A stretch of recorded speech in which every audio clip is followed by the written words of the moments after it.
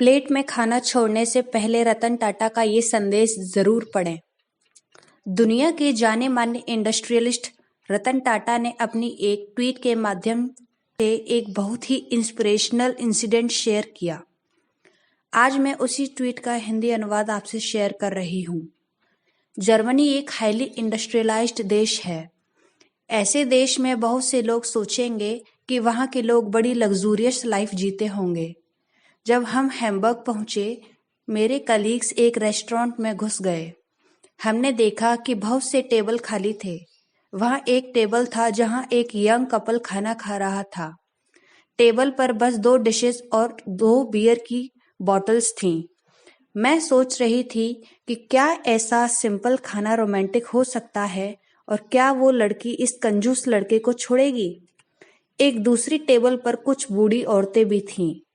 जब कोई डिश सर्व की जाती तो वेटर सभी लोगों की प्लेट में खाना निकाल देता और वो औरतें प्लेट में मौजूद खाने को पूरी तरह से खत्म कर देती। चूंकि हम भूखे थे तो हमारे लोकल कलीग ने हमारे लिए काफी कुछ ऑर्डर कर दिया। जब हमने खाना खत्म किया तो भी लगभग 1/3 खाना टेबल पर बचा हुआ था। जब हम रेस्टोरेंट से निकल रहे थे तो उन बूढ़ी औरतों ने हमसे अंग्रेजी में बात की। हम समझ गए कि वे हमारे इतना अधिक खाना वेस्ट करने से नाराज थीं। हमने अपने खाने के पैसे चुका दिए हैं। हम कितना खाना छोड़ते हैं इससे आपका कोई लेना देना नहीं है। मेरे कलीग ने उन बूढ़ी औरतों को जवाब दिया। वे औरतें बहुत गुस्से में आ गईं।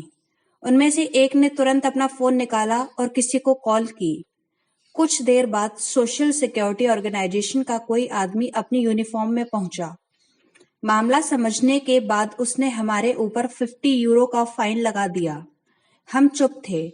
ऑफिसर हमसे कठोर आवाज में बोला, उतना ही ऑर्डर करिए जितना आप कंज्यूम कर सकें।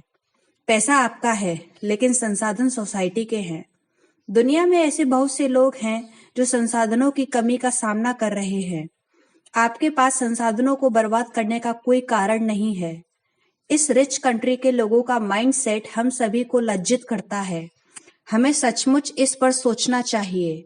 हम ऐसे देश से हैं जो संसाधनों में बहुत समृद्ध नहीं है। शर्मिंदगी से बचने के लिए हम बहुत अधिक मात्रा में ऑर्डर कर देते हैं और दूसरों को ट्रीट देने में बहुत सा फूड वेस्ट कर देते हैं।